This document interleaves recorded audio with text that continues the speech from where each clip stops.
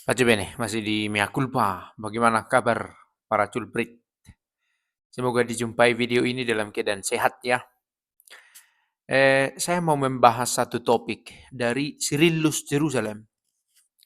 Dia membuat satu bahan katekesi.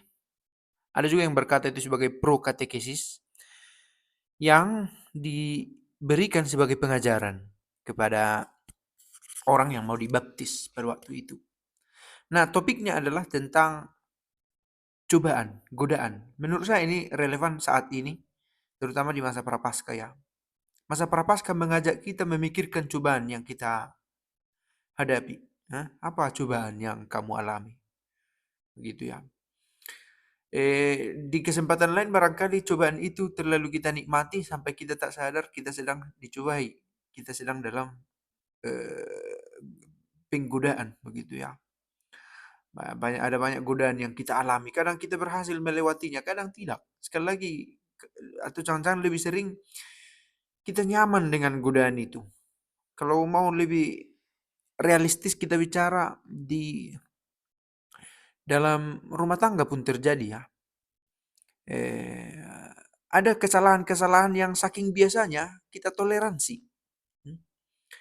Katakanlah misalnya dalam relasi dengan yang lain, jangan-jangan itu sudah terhitung sebagai affair, sebagai kecurangan dalam hubungan, tapi sudah dianggap biasa. Dan saking biasanya kita tidak melihat itu sebagai godaan lagi. Dan itu bisa terjadi dalam banyak hal. Dalam dunia pekerjaan juga misalnya, sudah saking biasa mengambil untung dengan cara yang tak benar sampai berbohong, oh modalnya segini, kita bilang. Saking biasanya kita tidak melihat itu sebagai sebuah godaan, bahwa saya tergoda untuk mengambil keuntungan jauh lebih banyak dari yang layak saya dapatkan. Contoh. Atau katakanlah karena kerinduan atau karena keharusan untuk membiayai, mengurus keluarga, seringkali berbagai cara, menghalalkan cara, sebagaimana yang sering kita dengar. Karena sudah sedemikian biasa kebiasaan itu, atau kita membuat alasan yang membuat kita tak merasa bersalah lagi untuk dosa itu. Nah, yang saya buat itu hanya sebuah hantaran untuk membawa kita pada apa yang ditawarkan oleh Cyrillus Jerusalem ini. Tentang pertobatan. Dia menulis di salah satu poin pengajarannya, janganlah bawa kami ke dalam pencobaan ya Tuhan. Itu kan kita ucapkan itu dalam dua Bapa kami ya, tetapi bebaskanlah kami dari yang jahat. Tapi jangan masukkan kami ke dalam percobaan, katanya. Nah, Cyrillus Jerusalem mempertanyakan ini, apa maksudnya? Berarti tidak ada pencobaan. Apakah kalau saya sudah berdoa, kalau saya sudah baik-baik ke gereja, merawat iman, berarti baik-baik saja hidupku? Lalu Cyrillus mencoba mengaitkan itu dengan apa yang ditulis di Yakobus 1 ayat 2 sampai 4 kan. Ditulis begini. Saudara-saudara, anggaplah sebagai suatu kebahagiaan apabila kamu jatuh ke dalam berbagai pencobaan. Sebab kamu tahu bahwa ujian terhadap imanmu itu menghasilkan ketekunan. Nah, menarik bahwa Cyrillus Jerusalem mencoba mengkonfrontasikan dua hal ini. Bukankah ini bertentangan? Yesus berkata, berdoalah begini, kan begitu ya. Bapa kami yang di surga, dimuliakanlah namamu, datanglah kerajaanmu, jadilah kehendakmu di atas bumi seperti dalam surga. Berilah kami rezeki pada hari ini, dan ampunilah kesalahan kami seperti kami mengampuni yang bersalah kepada kami. Dan janganlah masukkan kami ke dalam pencobaan. Jangan. Lalu Yakobus berkata, berbahagialah kamu kalau kamu dicobai. Sebab dalam pencobaan itu imanmu dilatih untuk bertumbuh dalam ketekunan, katanya. Menghasilkan ketekunan. Nah, menarik, Cyrillus mencoba mempertemukan dua hal ini dengan mengambil perbandingan antara bagaimana Judas Iskariot dan Petrus menyikapi kegagalan, menyikapi cobaan, godaan yang mereka hadapi. Judas digoda oleh uang, kan? Digoda oleh uang, ia masuk ke dalam godaan cinta uang, Dan ia tidak melewati proses itu. Jadi Cyrillus Jerusalem membuat perbandingan menghadapi godaan itu ibarat berenang di suatu arus. Ada orang yang berhasil melewati arus itu dalam berenangnya, ada yang terbawa arus. Nah, Judas Iskariot dia berenang tapi terbawa arus. Dia katakan di sini tidak berenang melewatinya melainkan dalam kewalahan dan tercekik. Tercekik dalam arti sesungguhnya tubuhnya tercekik, badannya, lehernya, dan rohnya pun tercekik. Begitu dikatakan Cyrillus Jerusalem. Berarti godaan itu bila tak dapat dihadapi bisa mencekik kita, membuat tak bisa bernapas lagi, roh gitu ya, roh kita. Nah, itu barangkali juga terjadi dalam peristiwa hidup yang kita lewati. Kita semua berhadapan dengan pencobaan. Berhadapan dengan pencobaan. Sekali lagi, contoh aktualnya yang saya buat itu sangat umum lah. Tapi saya pikir kita semua bisa menjawab dalam hati, ya, apa sebenarnya godaan yang saya hadapi setiap hari, yang saya tak sanggup berenang melawannya, melawan arus itu.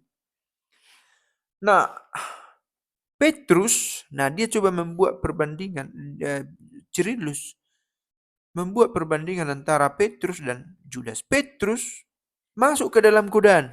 Apa godaannya? Godaan penyangkalan. Bukankah engkau ini salah satu dari mereka? Oh, tidak, saya tak kenal dia, kata Petrus. 3 kali.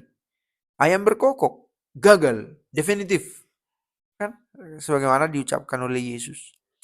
Tapi dia tidak terbebani oleh melulu ditimpa oleh perasaan bersalah, perasaan menyesal yang justru mengerdilkan imannya. Tidak.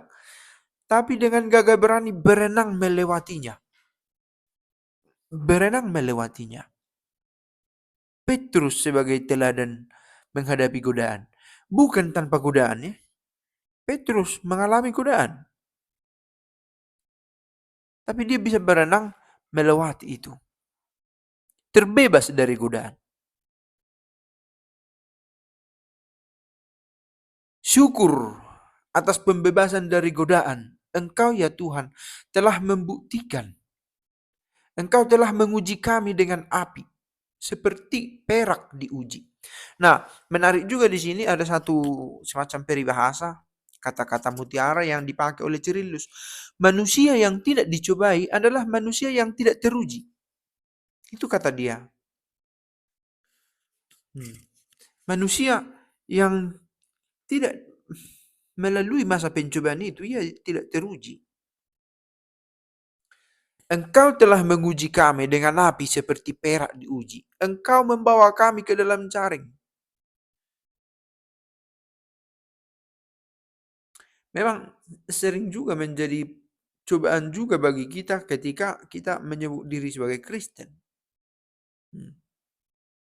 Kadang kita digodai, ya. Kita mengatakan atau oke, saya bangga menjadi Katolik, saya bangga menjadi Kristen. Tapi di saat yang sama ada godaan untuk mengkhianati kebanggaan ini. Dan jangan-jangan kita juga hanyut di dalamnya. Engkau meletakkan penderitaan pada pinggang kami.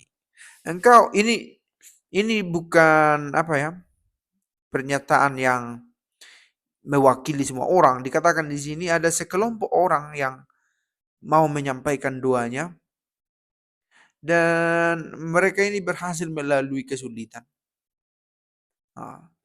Engkau membawa kami keluar dari pencobaan itu. Nah, ternyata Kristus juga yang membantu. Allah begitulah. Membantu kita untuk melewati masa-masa sulit itu. Engkau membawa kami keluar ke tempat peristirahatan. Saya pikir ini dua yang menarik juga untuk disampaikan oleh kita juga. Engkau membawa kami ke tempat peristirahatan. Semoga kita juga sanggup berkata begitu dalam dua-dua kita dengan sadar bahwa ada kesulitan, Oke? Berbahagialah yang melewatinya karena akan menghasilkan ketekunan. Dan bila berhasil melewati ini, kita dengan sadar berkata, oh ternyata tidak hanya karena kekuatanku saja saya bisa melaluinya, tapi karena ada Dia yang membawa aku ke tempat peristirahatan, menyeberangi sungai deras, sungai pencobaan itu. Semoga kita semakin dikuatkan dalam perjalanan kita. Sebagai manusia yang masih berjalan di dunia ini, ada saja up and down yang kita lalui ya. Kadang kita begitu yakin atas penyertaan, tapi kadang keyakinan kita menjadi sandungan dalam arti kita menjadi bangga dan lengah bahwa kita sedang dalam perjalanan yang terus-menerus. Dan ujian itu terus ada, godaan itu terus ada. Dan kita yakin bahwa godaan tidak lebih kuat dari penyertaan Allah itu sendiri. Dan semoga sebagaimana dikatakan, semakin kita melewati pencobaan, semakin kita teruji dan semakin kita mengalami ketekunan itu dan berbuah dalam hidup kita. Ciao ciao.